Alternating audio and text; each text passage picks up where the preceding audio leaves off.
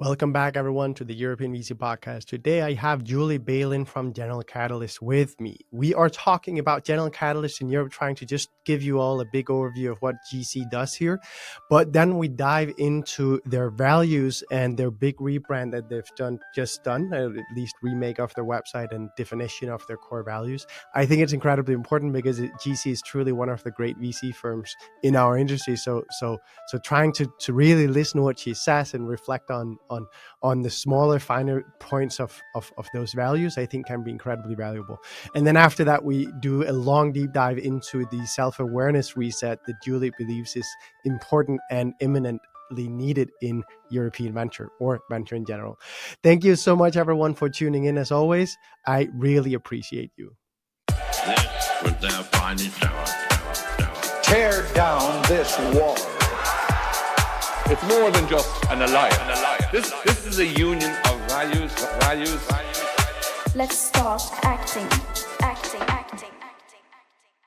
This show is not investment advice, and the hosts of this episode may be invested in the funds and companies featured. Juliet, welcome to the European VC Podcast.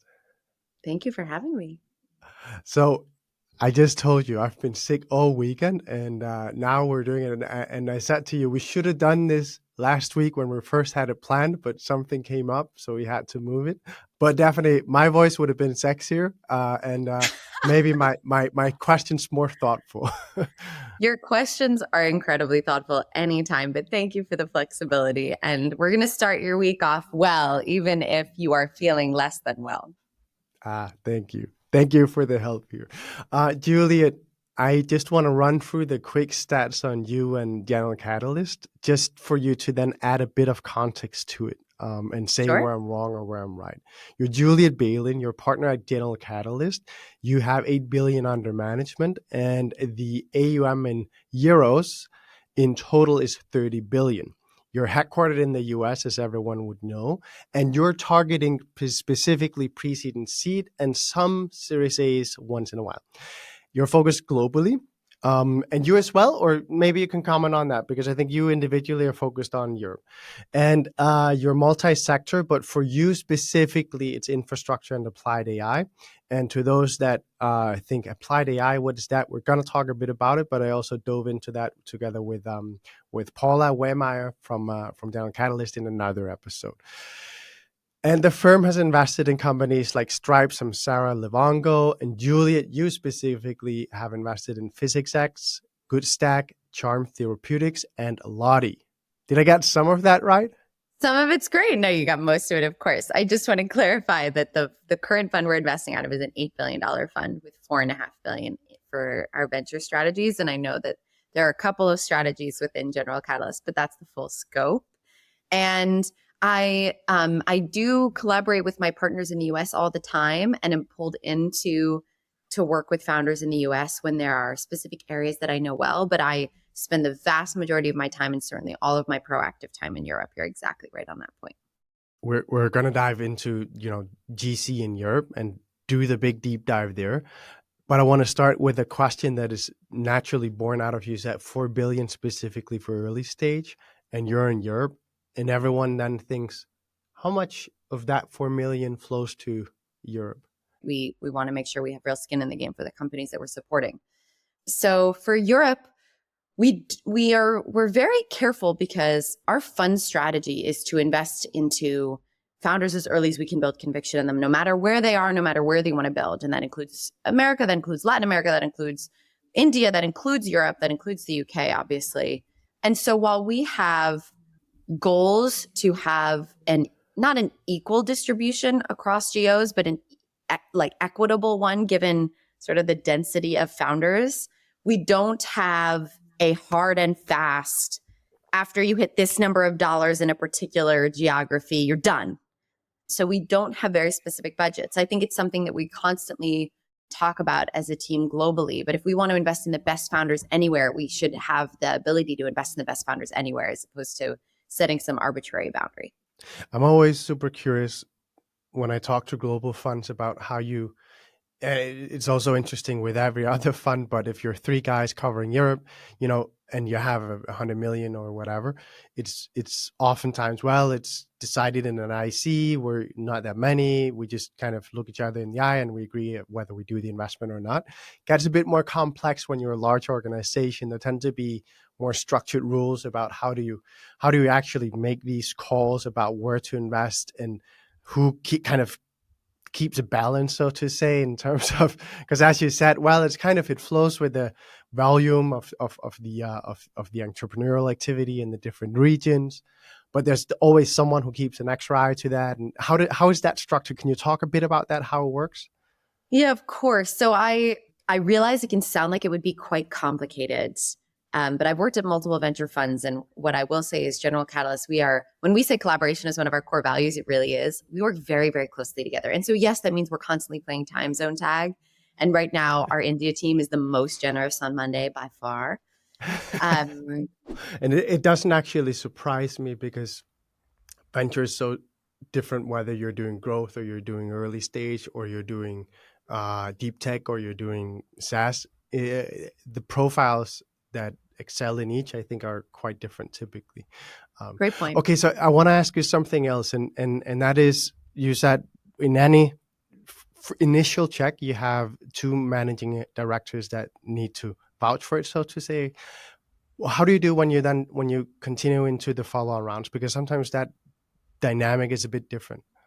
So let's say, for example, that we lead or co-lead a seed investment. That's our sort of standard play, because we want to make sure that we are very actively supporting our portfolio companies, ensuring that they can have successful future rounds.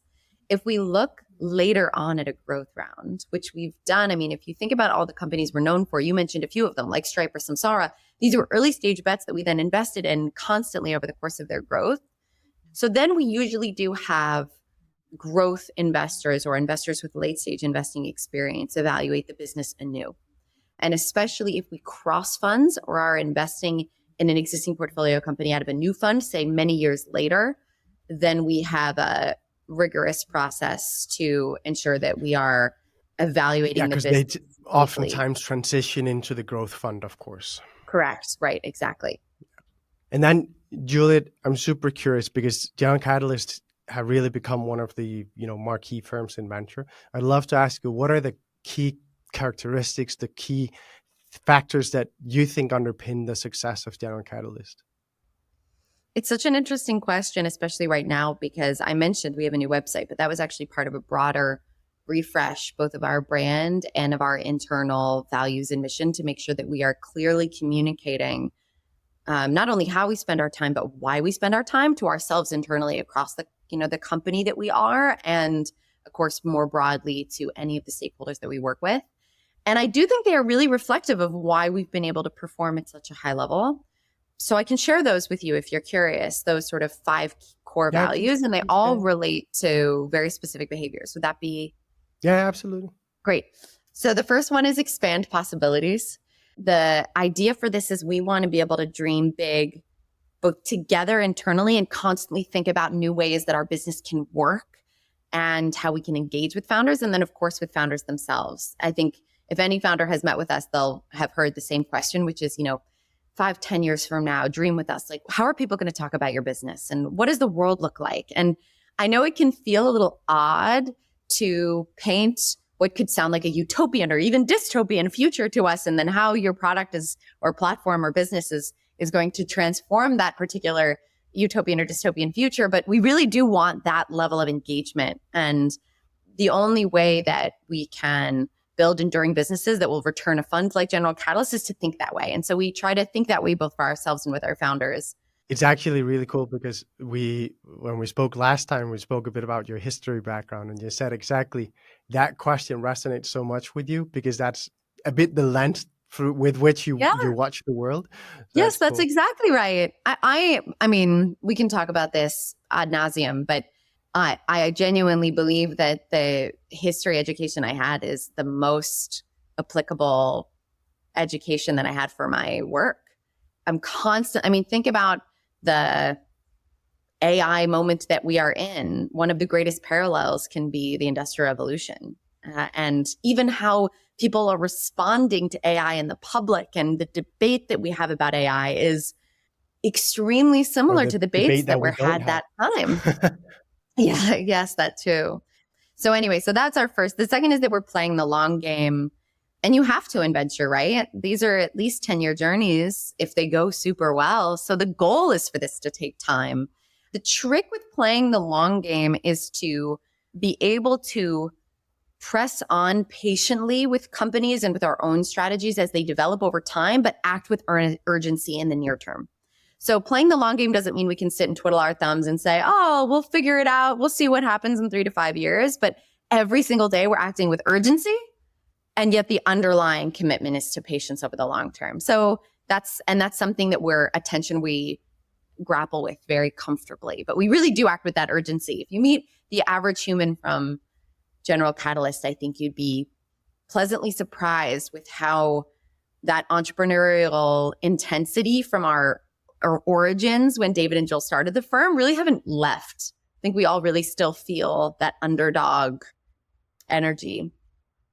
The third one is that we're aiming to seek truth. I don't say that with a question mark. We're aiming to seek truth. That involves 2 things. It means being curious and finding areas that people aren't spending time with, and thinking about things from first principles and developing a point of view, and really doing the work to understand the opportunity in front of us. I think just to comment on that, I think true truth seeking is something that everyone in society are almost taught, especially in corporate life, are taught not to do.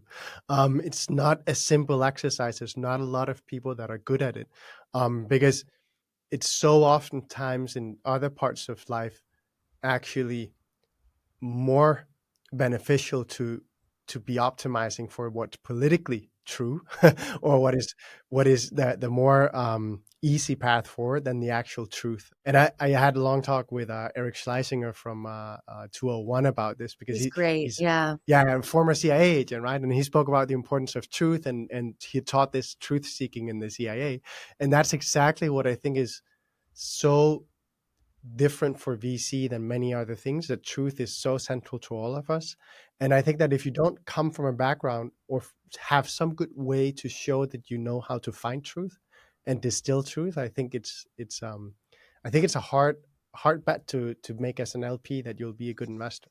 Sure. I mean, that's a beautiful way of putting it. And to your point, we're constantly helping each other to find truth, right? And pushing on each other and challenging each other to make sure that our own biases or assumptions aren't clouding our judgments. Because at the end of the day, right, when we make investments, it's our judgment on the block. So that's a huge piece of it. And it goes into one of our other values, which is serve others. I mean, I don't want people to think of this as some sort of pithy value. Serve others is core to our day-to-day. To our conversation we just had about our investment strategy. If we didn't serve others, then we wouldn't constantly be thinking about how to help each other make sure that we could back the best founders. And that also means helping each other seek truth and doing that in a way where we trust each other to push back. And it works more broadly. One of Jeanette's, she's our head of Europe and used to run La Familia. One thing that she has done a brilliant job of reminding us is that we're not focused on building or cultivating a network. These are all relationships. Networks can seem transactional, relationships are enduring. And when we think about serving others, we want to make sure that we're serving our LPs, the ecosystem at large, our co-investors, angels that we work with, of course, our founders, our former founders, and our own team. It goes without saying. The last of the 5 values that I really do believe impact our success to date is shape the ambiguity. And embrace the ambiguity or shape the ambiguity? Shape the ambiguity. And this is 2 components. One is something we have to do internally, and one is something we have to do externally. The thing we have to do internally is overcome our own fear of uncertainty. All of us fear the unknown. We fear how people will react to things. We fear how a particular outcome will impact that of the whole fund, but we have to overcome that. If we're going to shape the ambiguity, which can be the future of technology. It can be the future of AI specifically. It can be the future of venture capital. If we're going to shape that ambiguity, we have to overcome that fear internally. And then the last piece, which is more external, is that we need to be able to iterate with excellence in our day-to-day work. And I know people love the phrase, strong opinions loosely held. That relates to this, right? If you're iterating with excellence, then when new facts appear to you that change how you should be moving forward, then you move forward and you change.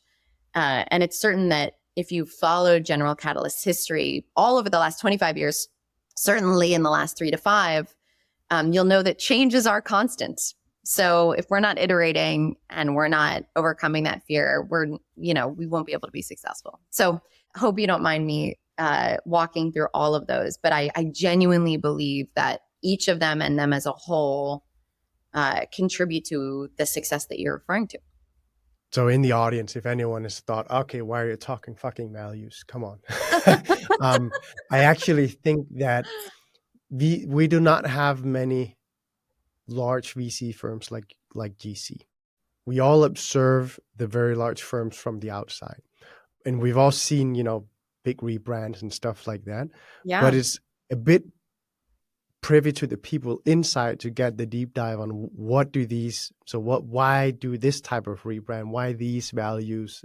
And I do think that anyone building their own firm, who are the people we're trying to service with this podcast, should get a lot out of hearing, the deduction of those five core values. So I actually think it's incredibly valuable. I also used to study strategy and culture. I completely agree. And if that was boring to anyone, please tell your friends to fast forward. But hopefully it was useful and does give a bit more of a detailed and colorful picture to what we at GC care about.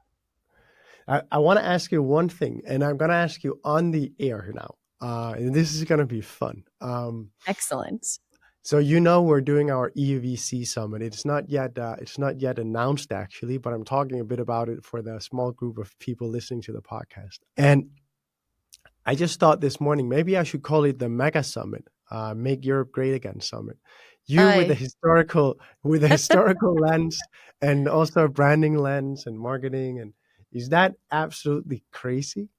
Or is that actually a fun pun? And we know it'll work for 4 years, but how long?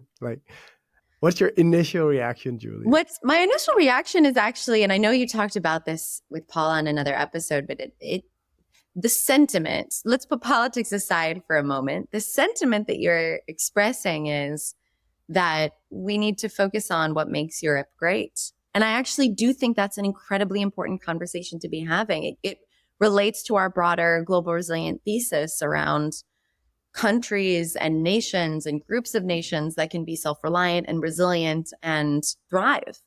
And it underpins our investments in companies like Mistral and in companies like Helsing. And so to host a gathering in Europe in this moment and talk about what makes us great and how we can be continuously great is appropriate.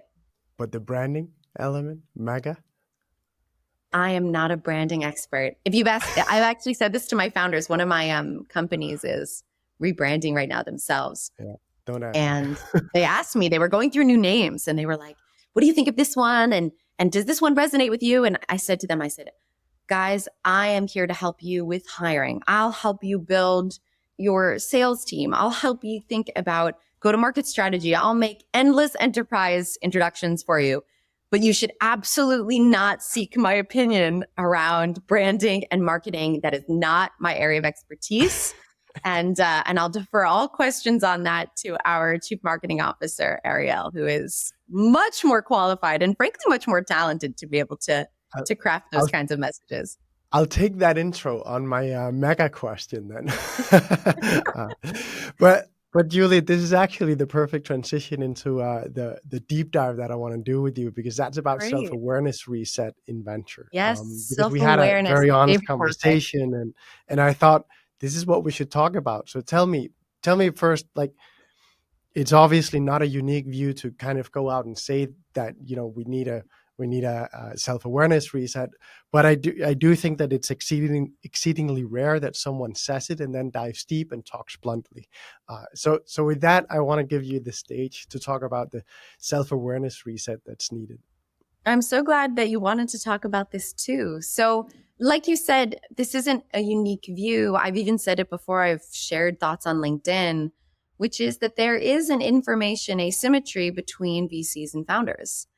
And it should come as no surprise that the best VCs are specifically those that aim to dismantle that as much as possible and make sure that there is no decision or conversation where a founder doesn't know as much as the VC or even the VC's intentions. And even in my own negotiations, maybe this is a tactic, I don't know, but I'm always very transparent about why there are certain terms I really care about or why I'm really pushing back on a particular topic so that there's clarity in that kind of understanding. Founders, the best founders in particular, have endless choice. And so it behooves us as investors to be self-aware and to behave with integrity and to serve others, right? As the JC value says, because these founders are going to choose you as an individual, you as a human being, or ideally most of the investors as humans. The best investors can get capital anywhere. It's somewhat of a commodity. And so at the end of the day, we're putting ourselves forward as partners, ideally for the long term. I understand that venture capital as a group historically has had somewhat of a mixed reputation in terms of the behavior of the investor group. And so I do hope this conversation validates the experience that founders have had and also serves as a bit of a wake-up call for all of us investors that as an industry we should and we really can do much better and that we should hold ourselves to a higher bar. What is the minimum response standard that you think is fair? If we talk about it from stages of the investment process, so to say, if it's cold email, what's the minimum required email that's required there, the minimum response standard? What is it after the first meeting? What is it after a couple of meetings? And then in the end, what is it if it's during DD or it's IC Sure. that actually ends up not? I think that's a great point. So this is specifically when you've met with the founder, whether you've spoken to them on the phone or on Zoom or you've met with them in person. I try to respond to as much cold email does not emails necessarily as possible. I would say my advice to founders who send cold emails, which you absolutely should still do. I meet founders most weeks that have cold emailed me, is send a second one 24 hours later, because it's relatively easy for investors to miss a first one or frankly deprioritize a first one if there's no connection to you or what you're building. So that would be my advice to founders, to send a second. Now, I personally try to include, even if I've only spoken with the founder once, at least one piece of meaningful and honest feedback about the conversation. Was I not compelled by how they articulated their defensibility? Did I believe they needed to flesh out the vision? Was it unclear to me even the complementarity of the founders? I've been very honest with founders about that because I want to give you any founder the greatest chance of success and to understand sort of maybe what they're going against in terms of the patterns that the average venture investor tends to follow. But I will put the bar at anything after a first conversation, truly anything, 2 sentences, please. And then, of course, if you've spent meaningful time with the founder, once you've spoken with a founder or founders twice, you got to call them. Now, sometimes I understand that processes are happening super quickly. It's hard to get a founder on the phone. And so in those cases, what I do is I send a very thoughtful pass note and I always offer a phone call. And sometimes founders will take you up on that offer when the round is done and dusted so that they can learn from the experience. Some founders want to talk to you ASAP. Some don't want to talk at all. And that's their prerogative. But that's usually what I offer. On a related note, what do you do if it's a portfolio company that you then decide not to follow on with? How do you best manage that? It's obviously a very different relationship than here. Of course. But how do you deal with that? What's your core guidance? I mean, there? talk about shape the ambiguity. When we make investments, one of the things that we aim to do with founders, in addition to sort of putting together a 30, 60, 90-day plan and setting them up with our founder toolkit and all the fun stuff, is we talk about what success would need to look like in the future. And we talk about, and that's usually something that founders articulate. They say, in around 2 years' time, here's what we'd like to do. This is the sort of insight we'd like to have from our customers, or this is the number of customers we'd like to have, or we'd like to have commercialized if it's an open source company or something. Usually that's articulated by the founders in terms of their goals. And if you can set those up front when you make an investment, then when the next round comes along, if the founders have diverged onto a different path, if they haven't met those milestones yet, then it's a much more straightforward conversation. Regardless, it has to be a candid one. But then you can say, when we made the investment, we spoke, and these were the expectations that we set for what success would look like for the next round. We haven't met those yet. And so we are not going to continue to invest in this particular follow-on round, but we'd love to explore and continue to work together to see if there's an opportunity to double down at a later date. Oh, that's an amazing point. Can you imagine if we invested, disappeared for 2 years, and then showed up and said, Yeah, not going to do it. Not looking great. Right. That would be insane. So, and we're very clear with founders. We're quite hands-on as a firm. We're quite hands-on. That's one of the reasons why we care about ownership, is we're going to put a lot of our resources behind you, not only in the investment team's time, but our incredible marketing team, our talent team. We're going to think about strategies like leveraging our customer value fund as you grow. So we are quite hands-on. This means that if you are raising a round and we are not doubling down, there will have been many, many, many conversations, at least in our monthly checkups. Or check-ins. Checkups sounds like you're going to see a doctor. Yeah. No, we're just catching up. Where we talk candidly about what's working in a business, what's not working in a business, and how we should move forward.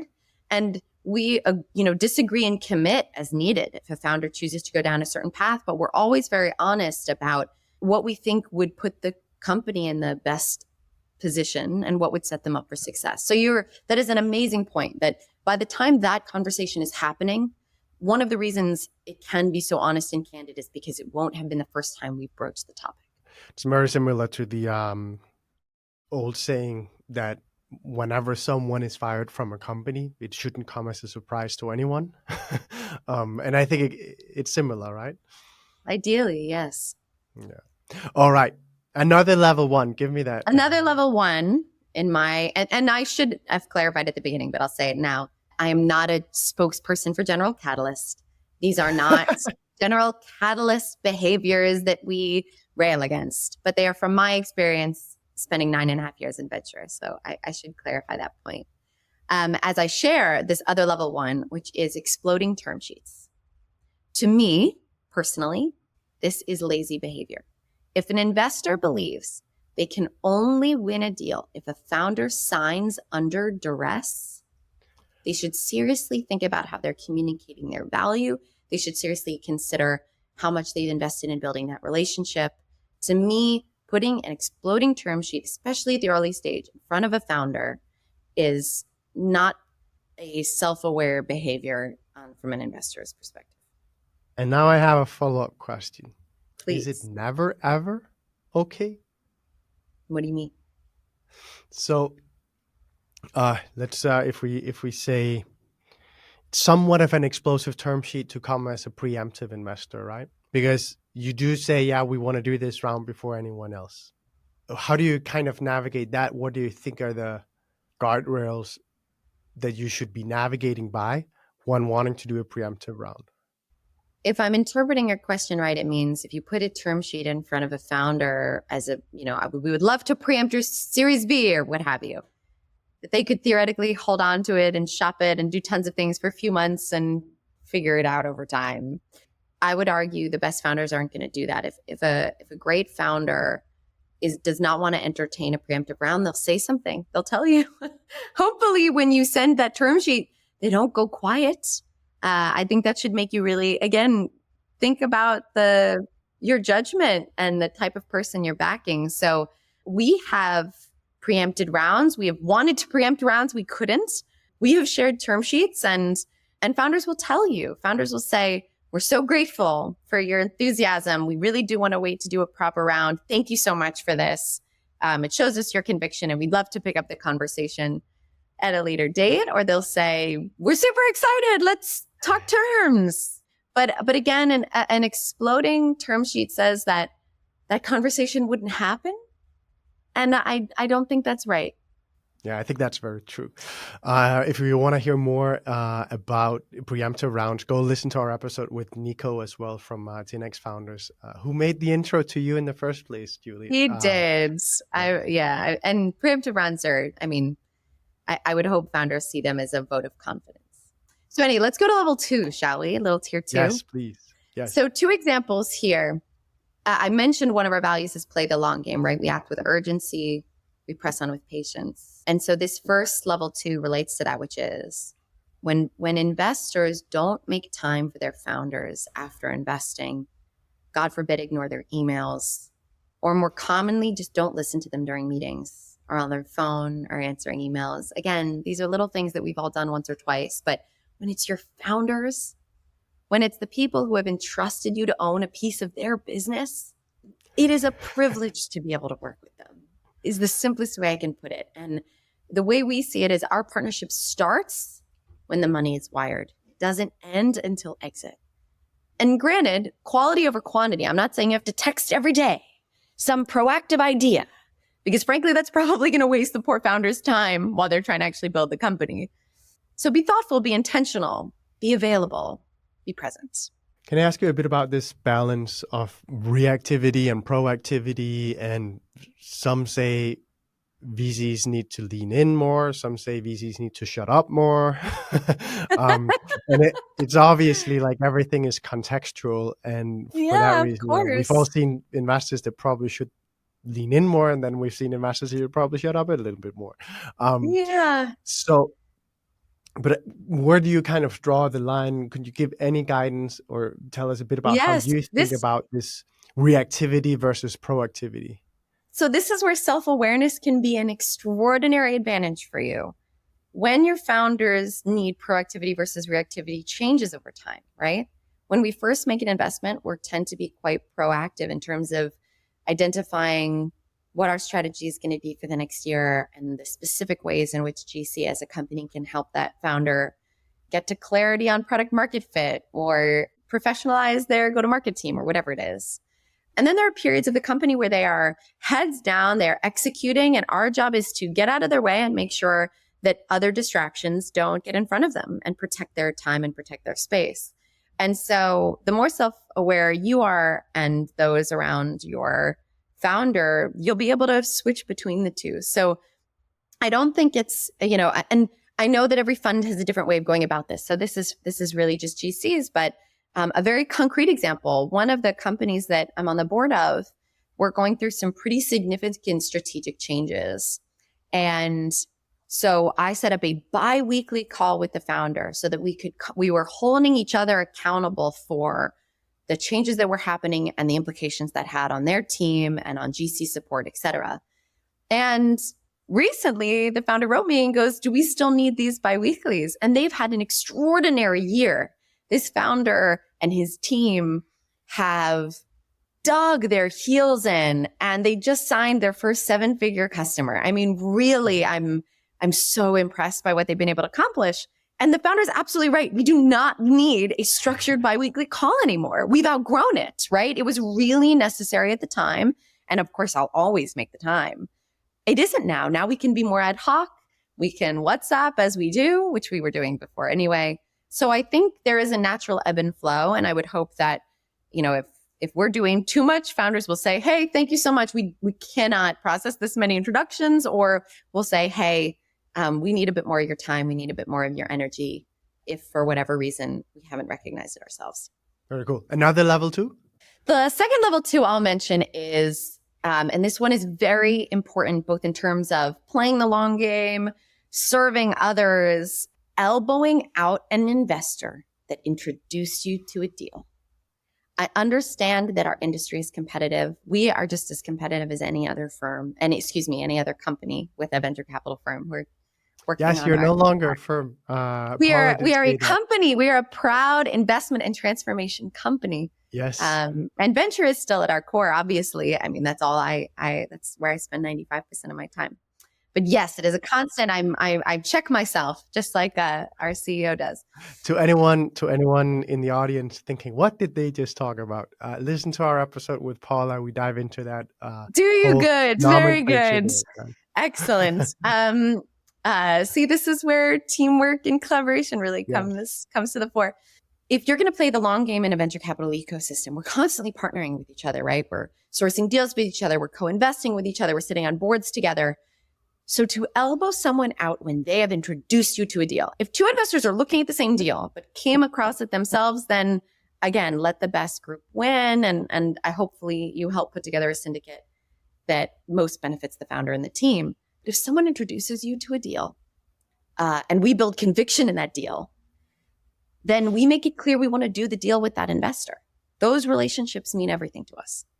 What happens when you get introduced by an investor that you're super thankful that they introduced you. You've done many good things with them, but for this particular deal, they're not necessarily a great fit.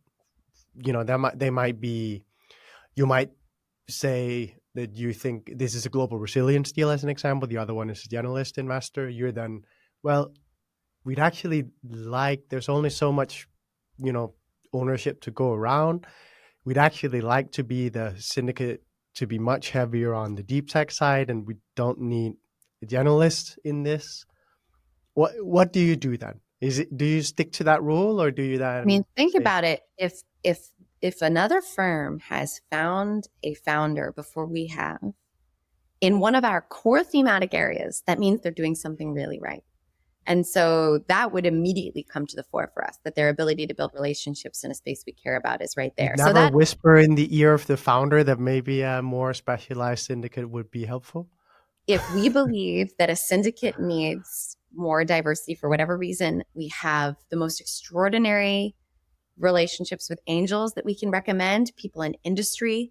We can set up And would you cut your own ownership on top of the deal, et cetera? Would you cut your own ownership percentage down to make room for this investor that introduced you in the beginning? To a point, we would. Yeah, to a point, we would. Again, ownership does matter because we're hands-on, and that's how this works. But we absolutely have cut our ownership to a point to accommodate investors that have made introductions for us, to accommodate other points of syndicate and at the end of the day, right, the founder is going to decide. The founder, we might have conviction and the founder goes, we don't want to work with you, which would be a huge shame. Or they may say, we're already set on angels. We're all good. And so at the end of the day, it's their choice. But if we do believe that a founder and a team would benefit from a diverse syndicate, and frankly, we almost always do, you don't want only one voice on your cap table. We are always very, very happy to help suggest extraordinary people we know. All right, let's get to level 3 then.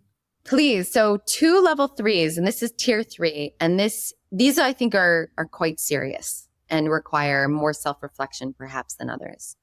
The first is keeping the board of a successful company when a member of your team returns from maternity or paternity leave. Unless a founder explicitly asks for a different set of hands to support them in the further phase of the business, an investment team should welcome their partner back with open arms, man or woman. Incredibly important.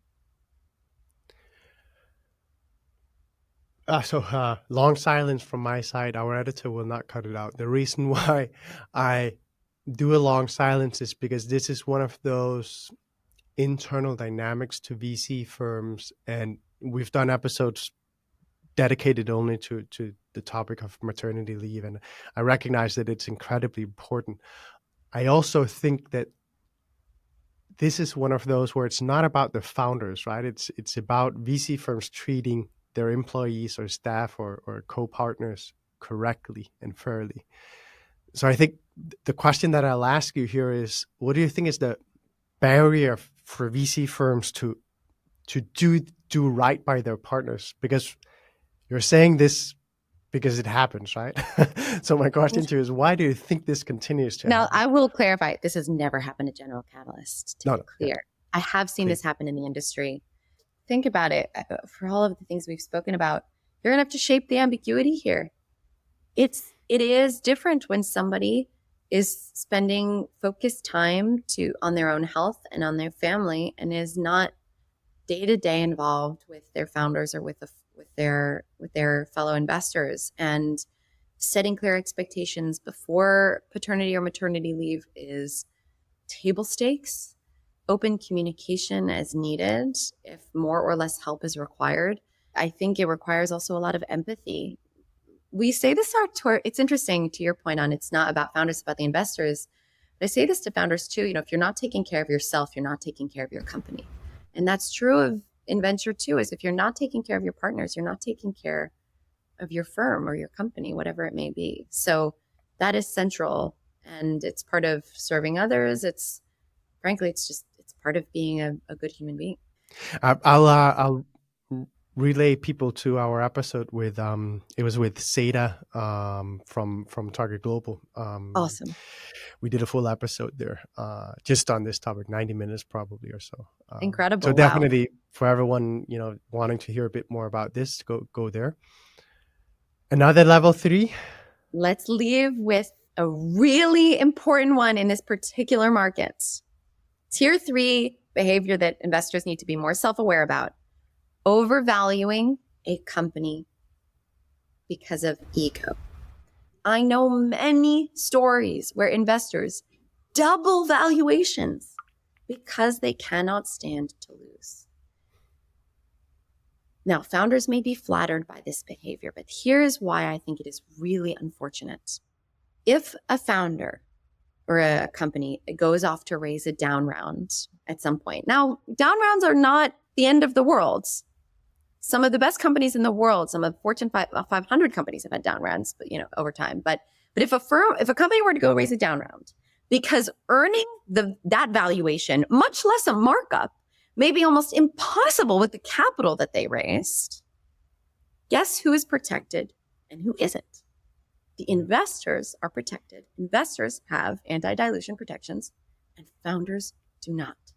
And so when investors overvalue a business to that extent, they are doing it with less downside risk than the founders themselves. If we just introspect a bit here, Juliet, when have you felt the pressure or temptation to overvalue a deal? Gosh, all of us have. Of course we have. Can you imagine if you could just walk into a room and say, name your price? Yeah. Let's do it. Let's go together. But what that means is if I feel that pressure, if I feel that anxiety that I might lose because another investor has offered a much higher valuation. Now, of course, it's a negotiation. There may be a way to move, but actually what we're focused on is how can we demonstrate our value, the value of our relationships, the value of all of the different solutions that General Catalyst offers, all of the transformation work, all of the different funds, all of our team. How can we bring that to bear so that a founder says, I want to work with you more than I want to accept the highest term sheet? That's the work we have to do. But those feelings, the desire to win, of course we want to win. That's one of the reasons why we work so hard. But it does mean that we have to work hard on all dimensions. What do you do to refrain from doing it? What are the tactics or I think a lot of it is holding each other accountable. If an investor comes forward to investment committee and suggests a deal that doesn't seem appropriate for that particular business, we talk about it candidly. And frankly, I don't think anyone's ever gotten to the point of investment committee where that's still a question, because usually so many members of our team are involved. And we're very honest and open when valuations get higher than we might have been comfortable with. But at the end of the day, we want to be in the best companies. And so we are going to do whatever it takes to be in the best companies. You mentioned that VCs will have anti-dilution protections. Could you maybe talk a bit about where you think that the market is today in terms of what's fair and where you're seeing, okay, it can probably fly in the market, but you maybe should not do it? Weighted anti-dilution is market. And any listener should go and read up about this, and you can talk to your lawyers about it too. That is what's market. Anything more severe than that, I would argue, is not appropriate, usually. And again, this is for early stage, right? I understand that there are highly structured later stage investments that involve much, much more than our early stage term sheets are barely 2 pages. But I would argue for early stage investing, weighted anti-dilution is standard. Are there any times where you think, or you'd say this is where VCs need to pay the most attention to this dynamic of playing the ego game? I think it happens all the time.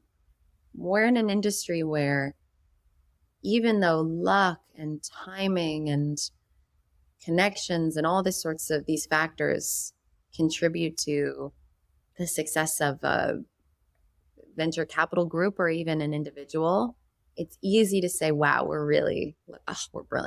We did this. I think it's important to remember that while, yes, having great judgment and recognizing where we can add the most value and how we've helped companies is important. But if all investors are self-aware, then you will recognize all of the different factors that contributed to your success or to your firm's success. And while ego is very much natural, and frankly, all founders need one, you need to be a little bit arrogant and a little bit naive to start a company. It's about using it to your advantage, not to your disadvantage, and certainly not to the disadvantage of other stakeholders that work with you. Absolutely. Juliet, we had so much more we could have gone through, but I have to end the call. I was looking at my phone here and I had it showing the time, and it kept staying. I was looking at it and then it said 10:51 and I was like, how can it be 10:51? Can you believe time has flown? This was so fun. Thank you so much Juliet, for having me. Of course. What a pleasure. And hopefully enlightening and validating for your listeners. I hope it will be. This was their finest hour. Tear down this wall. It's more than just an alliance. This is a union of values. Let's start acting.